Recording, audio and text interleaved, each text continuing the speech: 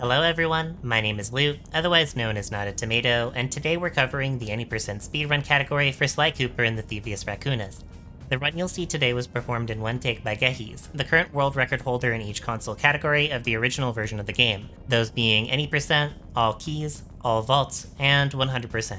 Running them all on a backwards compatible PlayStation 3, running the PS2 version of Sly 1 for faster load times. Needless to say, Gehis is a master at Sly 1 speedrunning and was kind enough to provide not only the footage for me to make this video, but also provided me with the information needed in order to cover the run. He streams Tuesdays, Thursdays, and Fridays over on Twitch, all starting at 9 PM PST, so go check him out at Gehis514. Also, I'd just like to take a moment and plug my own Twitch channel, LootVT, as I'll be working with Gehis in May to bring you all Murray Must Die too. I won't say too much, but we'll be using this time to raise money for charity, so make sure you keep an eye out for that. Oh, and if you like this video and would like to see more like it, please give it a thumbs up and subscribe. We're so close to hitting the threshold for being able to monetize videos, and when I do collaborative projects like these, I would love to give the thumbnail artist and my collabee a share of what these videos would make. Speaking of which, the person who made the thumbnail for this video is Winry Loveday, who previously made the thumbnail for my Murray Must Die video. Please check her out over on Blue Sky as well as on Twitch. Please let me know in the comments what you love about Winry's work, as well as what you love about Gehis' face. Finally, if you support this channel monetarily in any way, whether you're a YouTube or Patreon member, Twitch subscriber, or even just a Discord server booster, you can get exclusive updates to videos like these, all in said Discord. I'll have the link to that in the description below. As previously mentioned, we'll be covering the any % category for Sly 1. If you'd like to view this run from Gehis' most recent world record, or without commentary, I've provided links in order for you to do so in the description below. Since a large portion of this game's speedrun tech happens to place Sly out of bounds, there are no categories with that limitation. This run is incredibly optimized and streamlined though, which is why I've chosen to cover it here. With all that being said, let's get into how the run works. The any % for Sly 1 is filled to the brim with physics abuse that allows runners to skip a majority of levels, but there is still a list of requirements that must be met for a level to be completed. For the most part though, the only world that matters for this is World 3, since there is no way to skip the world without collecting all keys, which are normally a progression requirement in general, but I'll go over that when we get there. Before the run begins, runners are allowed to set up a special save file that is made by abusing the way menus are pulled up in order to trick a brand new save file into thinking that you've already seen all of the level select cutscenes. Normally, the first time you see a cutscene in a run, it's unskippable, but because of this abuse, we're allowed to skip these cutscenes right as we start them up. To put it as simply as possible, because of how the game prioritizes which HUD elements show up on screen at any given time, you're able to pause the game right before an active element would be introduced, such as pulling out the binocucom. At this point, the pause menu HUD is in the queue, ready to be opened once the binocucom HUD is closed. But you are allowed to pause while using the binocucom, meaning we have a pause HUD, binocucom HUD, and another pause HUD in queue ready to be brought up, which allows us to load a level in slot 1, close the binocucom, and then immediately load a level in slot 2. The result would bring us into a version of slot 2 with its progress, but we are brought to the original level where slot 1 is taking place. In this case, a 100% save slot into a brand new save slot with 100% progress. With that in mind, with a file that has access to each level, and because cutscenes are skippable once you've already seen them, you can use this concept to abuse element interaction while a file is loading too. Just load your fresh file, and when the transitioning is happening, you enter every level to trick this fresh file into seeing every cutscene, meaning that the full run is able to skip every cutscene. I know that was a lot, but just know that pause storage is used occasionally throughout the run, so I'll point it out when it happens. For fun, I'll also include how much time is saved for each cutscene we skip, since this is all achievable in-game without altering any code, and because these cutscenes are a huge momentum killer, no one has any issues with this menu abuse being allowed, provided you have 0 coins and 5 lives to start the run. The end-of-level cutscenes, on the other hand, are skipped via different methods, which we'll cover as they happen. Finally, because I won't have the opportunity to explain this during the run, Gehis is going to be frequently utilizing a technique called super jump. At all times, the game is tracking where Sly last was on the ground. If Sly gets stuck or jumps into a death plane, he gets put back to where he was last standing. The neat thing is, if he swings his cane before he hits the ground, he can jump again before technically touching it, as evidenced by a lack of dust particles signaling the updated position. You could theoretically traverse the whole level by doing this with relative ease, and Gehis will be abusing this at precise locations frequently to make the most out of it. As Gehis graces us with peak raccoon form, he's going to reload the game from the start of Paris, which on a raw start would have a lengthy binocucom conversation with Bentley. The run starts when we hit X to load, and Gehis is going to jump the second he gains control of Sly off of the starting platform and towards this antenna and mattress in order to set up the first trick of this run, Paris Proxy.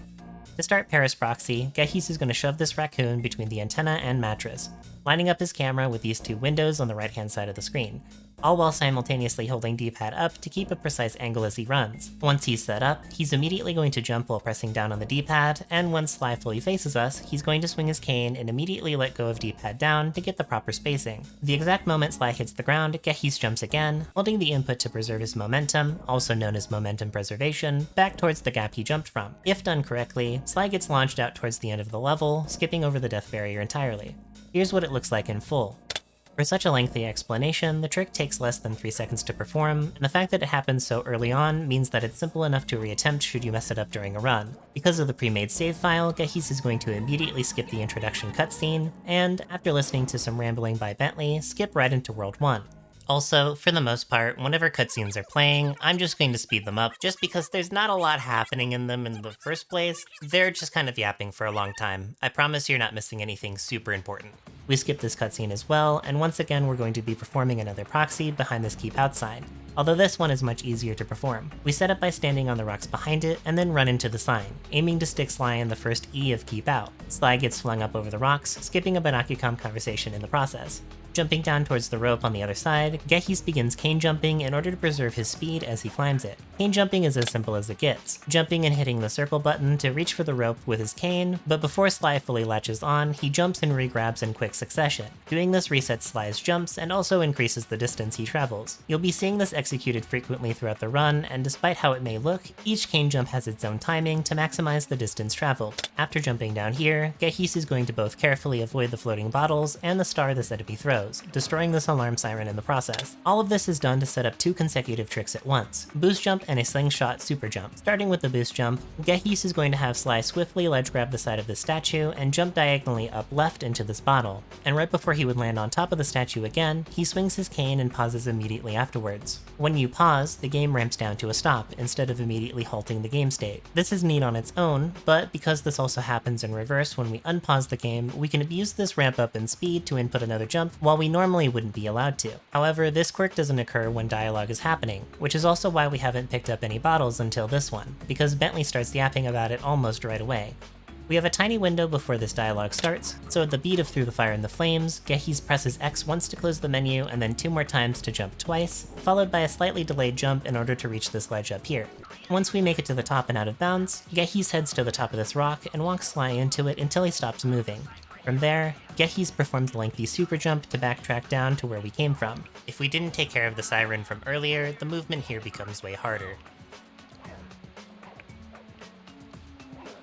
He's going to aim for a point in this rock where Sly can't land, and jump into it, which has the game attempt to bring Sly back to the rocks out of bounds so quickly that instead of landing, he bounces off the rocks and his momentum is preserved all the way to the end of the level. All he has to do is guide Sly to the key and smack it on the way down, and open the gate to proceed to the hub.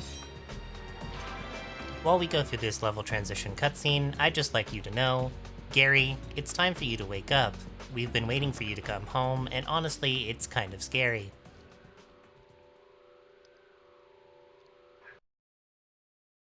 After the fade-in, Gehis reloads the game to bring Sly closer to the center of the hub, and immediately runs straight ahead to grab a charm as a surprise tool we'll need for later. Charms are basically HP in this game, and instead of dying immediately when something happens, like drowning, Sly is brought back to the last point of stable ground he touched before jumping into the water. You can probably see where this is going. Gehis is going to juke this squid guard to shoot a snot projectile at us at a certain point in angle so that when we slope jump against this roof, the projectile creates a surface that we can stand on briefly to get our jumps back, and we can slope jump again to clear the roof entirely. From here, Gehis makes his way over to the cannon, taking a wide berth to the right side to avoid a key insertion cutscene. At the corner of the cannon here, we start another super jump over to a barrel in the water next to the bridge that we can wedge Sly into, which clips him into the cannon, which just so happens to have its activation cutscene always hidden inside of it. This skips having to play through every level in World 1, and progresses us into Raleigh's boss fight, which, by the way, Raleigh is the boss of this world. Right when the load icon appears in the bottom left corner, Gehis would normally immediately reset the game in order to skip Raleigh's dialogue and save about 15 seconds. But here, he's let us see how much time is wasted by not doing so. Also, because this fight is pretty simple, from this fight onwards, if I have the opportunity, I'll just tell you a random fact about it. Raleigh's fight is split into 4 phases. The first 2 phases, after he jumps 5 times, Raleigh will jump back to his platform, but Gehis times his cane swing to hit him on his way up, which skips an animation of him falling into the water. Phase 3 isn't much different, you just jump across 5 platforms, and rinse and repeat. Almost every boss in this game is voiced by the late Kevin Blackton, those being Raleigh here, Mugshot, Panda King, and Clockwork. He passed away in 2017, and honestly, learning about this now makes me pretty sad. Every line delivered is extremely iconic, and honestly, I would have never known it was the same person for every boss in the game. It goes to show that, despite how much of a budget this game was on, they delivered so much quality with it, and most games nowadays can't even compare with the heart it has.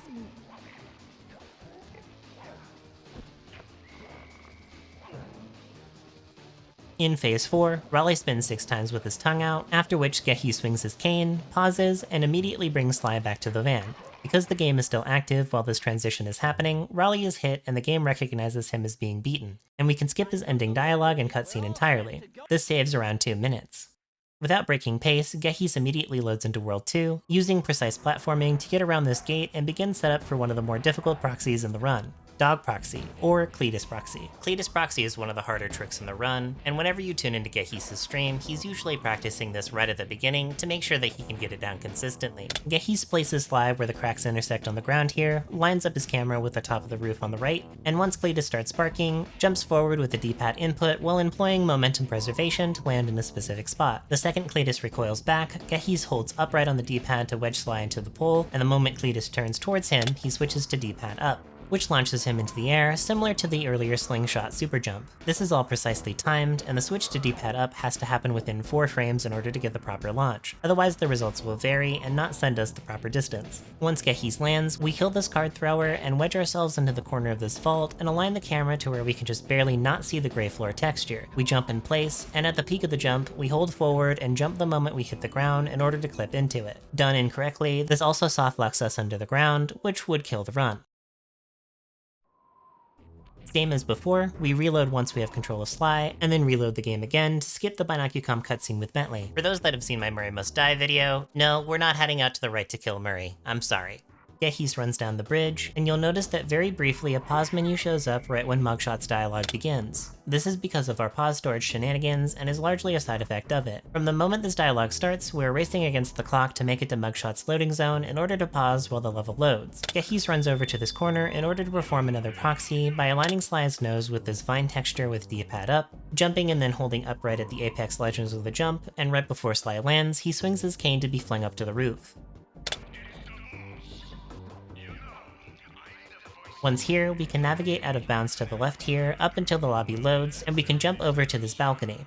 While running up here, it is possible to fall off to the left or right, the former of which would lead to our death, and the latter of which would soft lock us in the lobby, meaning we would have to restart at the beginning of the area. Gehis jumps into this corner and begins the next major super jump of the run, jumping down to the lobby floor and around this pillar just behind Mugshot's face. Remember the surprise tool I mentioned earlier? We needed that charm here because instead of getting stuck for the jump, we technically fall out of bounds here and super jump clip into the loading zone. Because of pause storage, the menu once again gets pulled up, and Gehis quickly navigates to reload the game in order to get the charm we just lost back, but still load into Mugshot's fight. Once again, we could reset the game here in order to skip Mugshot's dialogue, but we'll take this blessing to explain a few of his mechanics. Just to note, this particular dialogue is among the longest in the entire game, and resetting would shave around 20 seconds off the run. As far as how Mugshot works, he has 3 phases in which you have to hit mirrors with Sly's cane to light up these bulbs in the middle of the room. Once you hit them all, the phase ends and Mugshot moves to the next floor. After hitting them counterclockwise, Gehis skips the second to last one in order to have Mugshot stand over by it. That way, once he hits the final mirror, he can quickly hit Mugshot afterwards to trigger Bentley warning us that we can't hit Mugshot directly. Due to the way that the HUD queue works, Bentley's dialogue cancels Mugshot's lengthy damage animation, and he immediately moves to the next floor. Phase 2 is nearly identical to the first, but with more precarious pathing that is way harder than Gehis makes it look. I mean, seriously, look at this shit. I can't even do Phase 1 without getting hit at least once. I just thought I should mention mention that Mugshot is my favorite boss in the game, and Richard, I can't believe you're late on your taxes. Anyways, the last phase involves us using a technique that Sly technically shouldn't have access to since we ran away from Raleigh last chapter, which is the ability to stand on these fire points. The moment Mugshot fires, Gehis jumps towards his platform and momentarily ledge hangs, tap jumping his way up to just barely stand on it. Normally you're not allowed to do this, but by holding D-pad right, you can walk around the platform and smack all the mirrors in quick succession without Mugshot firing another shot. Right before Sly hits the last mirror, we once again pause the game and teleport to the van, with the game recognizing Mugshot's defeat in the level transition, and we head on over to the swamps of Haiti to tussle with Miss Ruby. After skipping the cutscene, Gehis wedges himself in between the van door and the log here using momentum preservation and sets up his camera for Dread Swamp Path proxy to skip Dread Swamp Path. After turning his camera into the van, he holds D-pad left, then up left. He'll press select to pause all movement on the same frame, then align the left edge of his camera to near the front of the van, and then hold down until the game launches him far out and to the right out of bounds, skipping a long on-rail segment. From here, Gehis will do this part normally to acquire the key and enter the main hub for World 3, and reload to get closer in. Earlier I mentioned that out of the 5 worlds in this game, 2 were unskippable with no current ways to skip them. World 3, known as Vicious Voodoo, is one of those worlds. The loading zone leading to Miss Ruby is not active until Sly activates a pump that would normally send him flying up to the loading zone. Runners have discovered methods for reaching where the zone would be, but since there's no trigger active, we have to play each level here in order to do so. 2 of the levels in World 3 are also minigames, which have many RNG factors implemented that can seriously mess up a run. There is actually a bounty for anyone who can find World 3 skip, going for $1,000. Also, it should be known that while controversial, this is actually my least favorite world in the entire series. Something about how dreary and dark it is, as well as the difficulty of some of the levels here, just makes me not really like this area too much. Also, if you've heard Miss Ruby speak before, I'll never be able to unhear the fact that it sounds like she's saying swamp ass.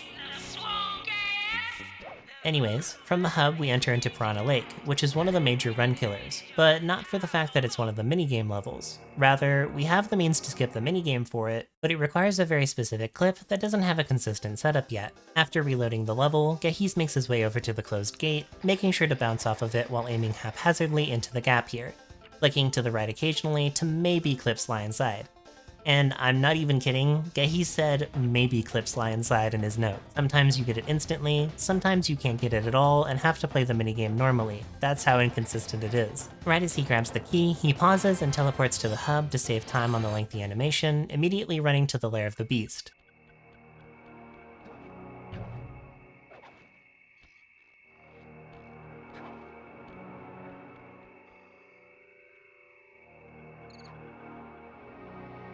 Once inside, he reloads to skip another Binocucom conversation with Bentley, then seemingly jumps off nothing to jump onto this rail to skip some platforming. We also technically shouldn't have this ability either because we skipped Mugshot's dialogue, but who cares at this point? Sheesh. After getting sick nasty with it on this rail, Gehis performs a cane jump off of this bone to jump out of bounds, navigating over to the vault and circle jumping onto the vine. Getting close to the vault makes Bentley start to yap again, but we use this opportunity to store a pause off his dialogue starting and swing our cane at the key, pausing right before it hits to teleport to the hub. Another menu pops up because of pause storage, which we quickly close. Setting it up this way just brings us closer to where we need to be for the next trick in the hub. Gehis is going to jump up using the trampoline and perform Hula Jump, named after community member Hulatant. It's an extremely precise jump that skips some minor vine crawling and brings us into Grave Undertaking. We collect another charm right at the beginning to turn our silver charm gold, which just acts as another buffer for damage, but is important for later. Gehis uses this tray to jump on top of the log we were just standing on, going out of bounds and skipping to the end of the level. This sequence looks easy, but does require precise initial jumps for setup. Even though I've played this game recently, I always forget this part of the level exists, and I always get hit by the ghosts here at the end. Why are there so many of them? A pause once more to exit back to the hub before collecting the key. Once again in the hub, we use the most egregious example of slope jumping yet to make it over this wall and into the second part of the hub, where we prepare to enter the second RNG level of the run, Down Home Cooking. This level is a minigame in which chickens spawn that Sly has to kill, while roosters with bombs also spawn that want to run into us and damage us. After a quick reset to skip the dialogue, Gehis gets down to business, running around in a circle and killing as many chickens as he can, while occasionally making the roosters run into each other to explode. There is no speedrunning this level, and as we'll see later, the way that the chickens spawn can vary and dictate whether a run is fast or slow. Even if your fundamentals aren't the best, getting amazing RNG can put you on par with other top runners. And likewise, even perfect runs can be ruined by bad chicken spawns here. It is purely RNG. While Gehis finishes up, I'd like to shout out my patrons over on Patreon for supporting my content. If you want to help me out and get exclusive access to videos like these up to a week before they're posted, as well as updates on thumbnails and exclusive director's commentary on my videos, you can do so through here. I'll be opening up polls so that you can vote for the next run to be covered, so you won't want to miss out on it. I'd also like to point out that as a kid, I literally could not beat this level. It took me hundreds of attempts, and eventually I did do it, but it kinda stinks. I should say I'm way better at it now than I was back then.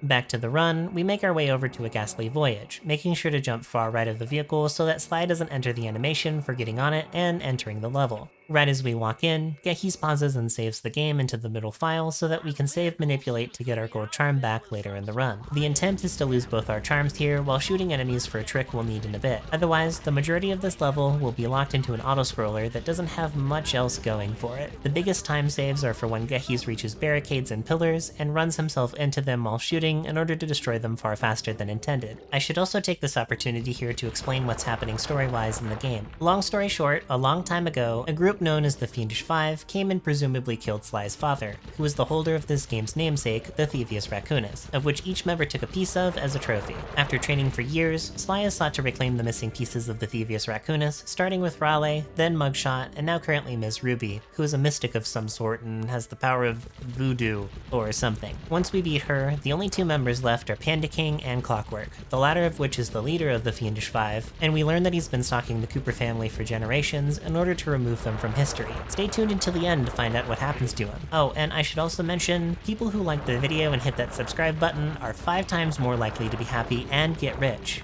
That's not just me saying that. You literally gain a 15% discount at all of my shops within Resident Evil 4. You just have to make sure that you find me in-game. I'll totally be there next time you play. I got you.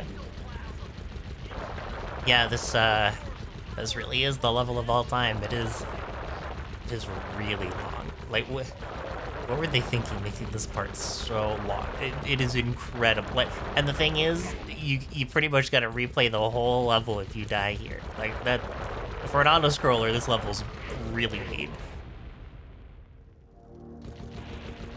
Here we see Gehis intentionally lose his last lucky charm, and very swiftly destroy the remaining ghost pillars here to end the level. I should also point out that while we're on vehicles like this, we can't pause the game while we collect the key. We do have to watch the cutscene play out.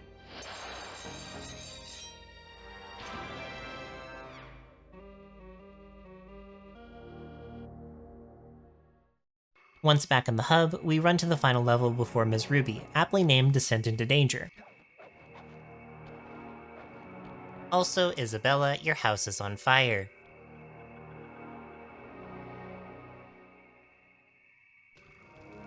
Once inside, after Bentley exclaims like a white bitch from Mean Girls, Gehis jumps off this platform here, and Kane jumps over to the spikes to get over to a platform we can't normally reach, abusing the physics to scale this wall and perform the titular Descent into Danger. Jumping in place, he brings Sly just barely out of ledge hanging distance and double jumps while in the water to stand on solid ground. Normally we'd activate a switch to extend vines into this room, but doing so activates a death barrier, which is why nothing happens here, and we can grab the key with ease. Gehis pauses here just before grabbing the key, making sure to teleport to down home cooking and exiting the level as it's collected, since it brings us closer to the geyser up to Miss Ruby. We also get an example of what a key insertion cutscene looks like, which isn't too interesting, but it does put into perspective how much time is saved by not doing this in the first place.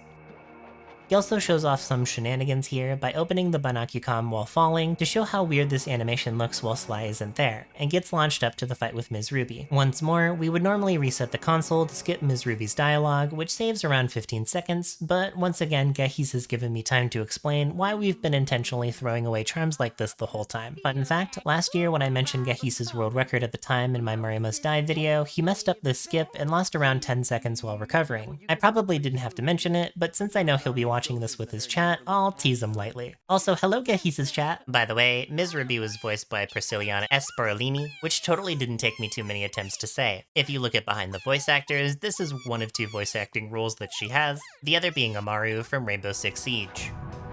Once the dialogue with Miss Ruby ends, Gehis maneuvers Sly to the right side of the jaw and precisely jumps out of bounds in order to make it beyond the boundaries of the first boss zone, making note to jump on 2 small platforms into the water. Doing this skips Miss Ruby's first damage phase and instantly puts us into phase 2 upon reloading. If we had a charm here, this skip wouldn't work and we would have to intentionally lose them at the start of the area, which loses some time overdoing it in the auto-scroller. The remainder of this fight is actually very straightforward. It's one big Simon Says rhythm game that you can actually mash the inputs for as they come up, with no real need for accuracy to dodge the notes. And it's like, really awkward. Since you normally run this game without music, it's certainly something. To break some of the awkward silence, I'll just admit right now that I am terrible at rhythm games, and Miss Ruby's boss fight was the hardest for me in the entire game. I was a little too honest as a kid and didn't mash any of the inputs because I thought you had to have perfect timing in order to evade them. I reset probably at least 25 times per phase. After we hit Ms. Ruby in phase 2 and enter phase 3, we rinse and repeat the rhythm game to similar effect. But right before the end of the phase, Gehis can end the fight early with proper sequencing. Oh, and if you thought this part was done, no, it keeps going. Even outside of speedruns for the game, experiencing this level casually is a slog. I'm not gonna lie, being able to skip phase 4 is something that I'm going to be utilizing even if I play this game casually.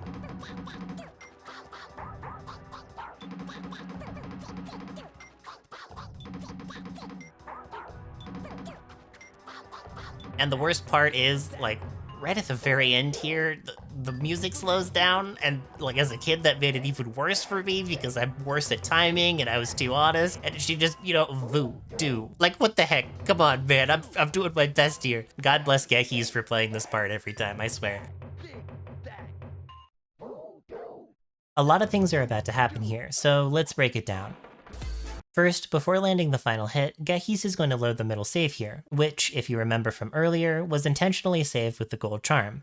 As the game is low transitioning, we can input square twice to swing the cane as the game unpauses, which, while ramping back up to normal speed, counts as 2 hits, which ends phase 3 and 4 instantly, since the trigger for beating her is tied to phase 4's final hit. Here it is at full speed, and while it's really subtle, we save another large chunk of time and get out scot-free with the gold charm. Due to the way the file loads back in, we reload in the hub first, and then teleport back to the van, into World 4.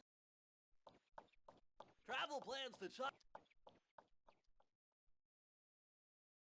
Now it's time for the hardest proxy and trick of the entire run, APA Van Proxy. After leaving the van, Gehis holds left on the D-pad, then up on the D-pad, and then jumps in place. After hitting the peak of the jump, he taps D-pad down to land on this railing. While here, he aligns the left side of the camera with this part of the stone arch right here, after which he lightly taps up, making Sly tiptoe on the edge. He once again jumps in place, and at this jump's peak he holds forward and then pauses right before Sly hits the ground again to instantly stop all inputs, and also sets up once again to abuse the speed up effect of unpausing. This speed up alters the height Gehis gets launched by a significant amount, and while unpausing here, he mashes the Banaki-com in order to not get the camera stuck at the bottom, which, yes, happens. Done correctly in sequence looks like this.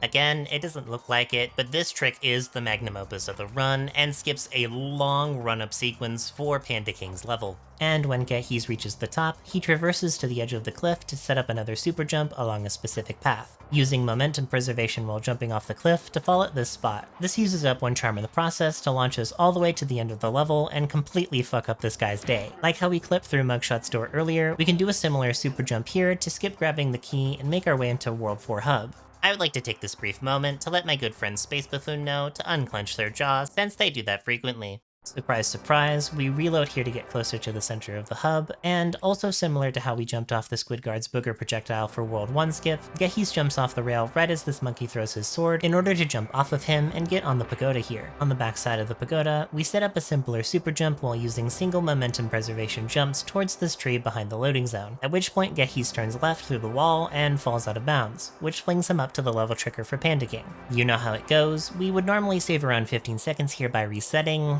You get it. It's important to point out that the load trigger for this fight is always active, despite having a similar activation trigger to Ms. Ruby's boss fight, where we would normally have to collect each key and be launched up to it via a rocket. Honestly, I'm not sure if the Ms. Ruby trigger not activating until the pump gets activated is more of a developer oversight, or more of the developer doing the only right thing for World 3. It's pretty interesting to ponder over, and it's honestly why I find this run so intriguing in the first place. It's as though everything falls into place to make for one of the smoothest viewing experiences for a speedrun, period. Also, this world is really cool, since it showcases nearly every trick we've used up until this point in a very quick, short succession. Also, despite how much smack he delivers, Panda King is one of the easiest bosses in the entire game, and Gehis is going to completely trivialize him. To honor your Cooper ancestry, I will send you to your doom with the beauty of my new firework technique. Each phase of this fight is incredibly simple. Gehis runs up to him and hits him 10 times, which would normally trigger phase 2 with him pushing you back. Right before he would do so, Gehis holds D-pad up into him to set up the perfect position, jumps as Panda King's arms go down, and at the exact same time swings his cane to hit him again while rising. As Sly passes by Panda King's yellow sash, Gehis jumps right as the pushback move comes out to negate the pushback entirely. Gehis will rinse and repeat until the final hit, in which he specifically jumps forward in order to pause and teleport back to the hideout, once again skipping the final dialogue with Panda King. By the way, if you just heard that sound, no, that was not your Discord, and no, I didn't put that in the video. That sneaky boy Gehis put that into the video he sent me. Somebody didn't uncheck Discord as an audio source when making this video. I'm not sure if he did that intentionally, or just got a notification while he was doing this run. Welcome to World 5, the second world where you have to play each level. However, this time, we don't have a choice because each level is set up linearly anyways, so no fancy world skips here. Hazardous Path is an auto-scroller level where we defend the van from clockbirds and clearing mines and rocks. While this plays out, I'd just like to give a huge thanks to Tomato Anus for being a massive inspiration for my videos, this one especially. The positive influence they've had over my life these last few years has changed me completely, and while I know I'll never compare to them in terms of the levels of research and commitment that goes into making a speedrun explained, I'll still continue to do my best to impress them in my own way in the future. With that being said, to pay homage to them, I'll just say, no feeling is final. What you feel today does not define you and the rest of your life, even if you can't believe it right now. There's always a tomorrow, a next week, a next month, a next year. Focus on you and express yourself in a way that is fully true to you. I believe you can get through this, as do the loved ones around you. Hearing this line every video has brought me through tough times, and I wanted to share just a fraction of that feeling here. Seriously, if you haven't seen a Tomato Anus video, you will not be disappointed. I cannot overstate this enough. And, of course, we can't forget the star of today's show, Gehis, for putting together this run exclusively for me so that I can showcase it for you here today. His welcoming demeanor and fun personality and energy brings a smile to my face every time. And if I didn't have to work so early in the morning, I'd be watching his streams well into the night. If you haven't followed him yet, I suggest you do. Get him to partner status. He deserves it.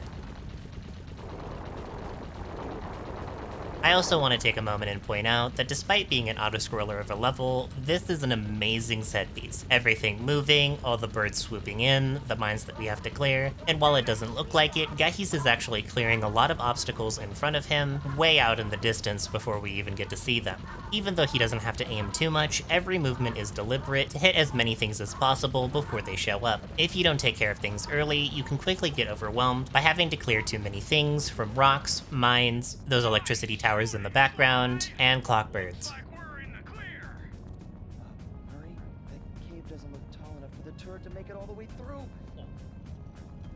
Alright, after that egregiously long level, it's time to enter Burning Rubber. This is another RNG minigame level, much like Down Home Cooking before it, and right at the start, Gehis restarts it to skip dialogue. Gehis is going to drive forward and immediately turn around, hitting the first slug that spawns out of bounds into the void, which doesn't kill it, and overall reduces the number of them that spawn to 3. The goal here is to collect 60 computers before the slugs do, which is a balancing act of hitting the slugs and driving around in a circle to get all the computers. Much like the chickens, the spawns of the computers are random, and good spawns can seriously dictate how much time is saved here. Oh, and theoretically, we could knock the remaining slugs out into the void, but taking the time to set that up ultimately isn't worth it in the end. Just imagine what this area would look like though if we could just sit here and do nothing but enjoy the view. I should also point out that even though the van moves where the control stick is pointing, everything about the controls here are very slippery, so Gehis has to overcorrect and constantly think about his next move. On top of that, simply running into the computers or slugs isn't enough to defeat them. You have to hit the square button to pummel them, so there's a little skill involved in the timing of hitting everything.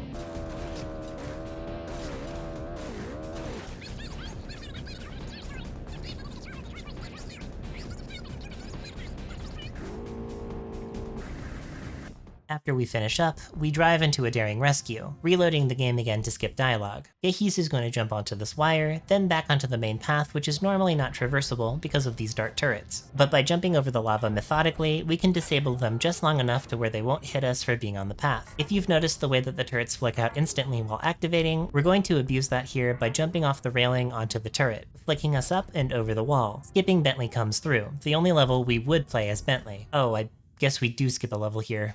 Oh well. Anyways, we also skip the cutscene for breaking Carmelita out of the glass box, but she is freed for the next level regardless. Quickly before losing control, Gehis mashes jump to be able to pause and then restart the level to skip the dialogue. In this level, we assume control over Carmelita Fox as she defends Sly, heading up to the next level. This one is also pretty straightforward. We shoot ahead to kill the slugs heading towards Sly and prevent him from stopping as much as possible, also making sure to shoot at the light fixtures that block his path.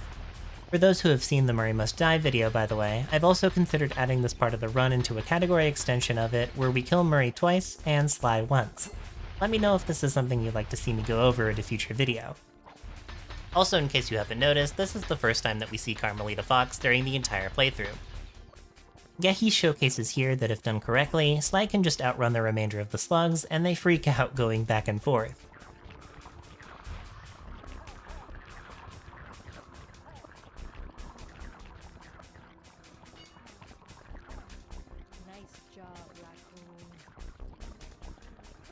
Going into the penultimate level of the game, Sinking Peril, we restart to skip dialogue and the animation of Sly riding down a rail, and immediately get to it.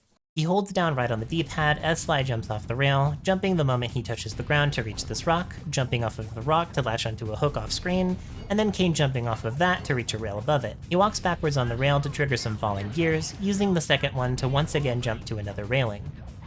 Proceeding as normal until he performs a really schnasty Kane jump to just before these electric gates, which is considered to be the hardest in the entire category. Despite that cool platforming though, you have to wait through this segment anyways, but if Gehis rushes it here, he's probably going to die. He rounds out this level by hugging the wall and entering the portal, and we finally reach the final fight with Clockwork, reloading the level again to skip dialogue. The first phase with Clockwork plays out like normal, where we shoot his glowing parts as they appear, while also avoiding his attacks. The weak points are the same each time, so it's extremely easy to get into the groove and end this phase quickly.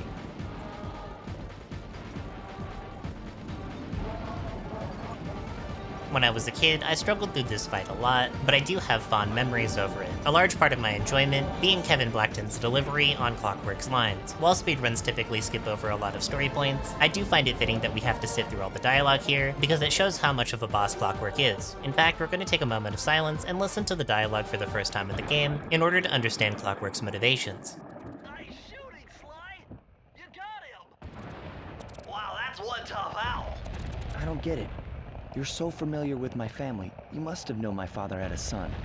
If you hated the Cooper so much, why did you let me live when you stole the Thievius Raccoonus? Because I wanted to show the world that without your precious book, the Cooper line was nothing. Ah, well, there's where you're wrong. The Thievius Raccoonus doesn't create great thieves. It takes great thieves to create the Thievius Raccoonus. Enough, Sly Cooper. It ends here. I will finish you like I finished your father. Then the Cooper line will be erased and the only master thief will be Clockwork. In Phase 2, Clockwork shoots out purple rings in sets of 4 that also have a predetermined flight path after the second ring, making this phase extremely simple too, not to mention a predictable weak point pattern to finish this phase.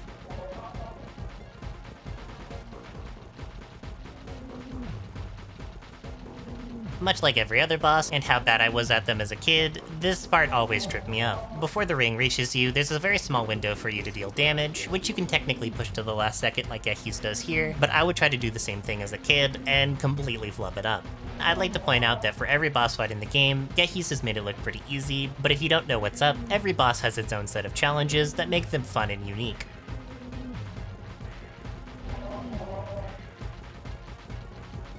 After this, it's time for one of the biggest leaps of faith in the run, and I'm not kidding when I say that this can kill world record runs at the last second. Without touching the camera, Gehis rail walks up to this specific piece of debris. Holding upright on the D-pad, he jumps using momentum preservation and mashes the circle button to hopefully latch onto this pole. Once Clockwork turns around, Gehis mashes square and circle at the same time to trigger multiple cane hits with one swing. One final hit, and bam. That's the entirety of Sly Cooper done in just around 30 minutes. Thank you so much for watching. I'd like to give a huge shout out to my Patreon members for allowing videos like these to happen. If you'd like to support the channel and get exclusive updates and behind the scenes content, you can do so for just $3 a month. Patreon isn't the only way to support the channel either. If you're a YouTube member or Twitch subscriber and you're in our Discord, you get access to a supporter-only channel where you can get all of the special stuff in one place. Obviously not a requirement, but it does help me out immensely moving forward. Once again, I'd like to thank Gehis for providing a brand new run for this video, as well as providing me with all the information I needed to cover it. Likewise, huge thanks to Winry Loveday for making the thumbnail. She put a lot of love into it, and I'm honored to have her touch on this project. All of their links are in the description below. If you liked the video, please let me know in the comments below, especially how I can improve it. Leave a like and please subscribe. It really helps me out. Have a good one, and I'll see you in the next video. Ever forget the lovely Carmelita.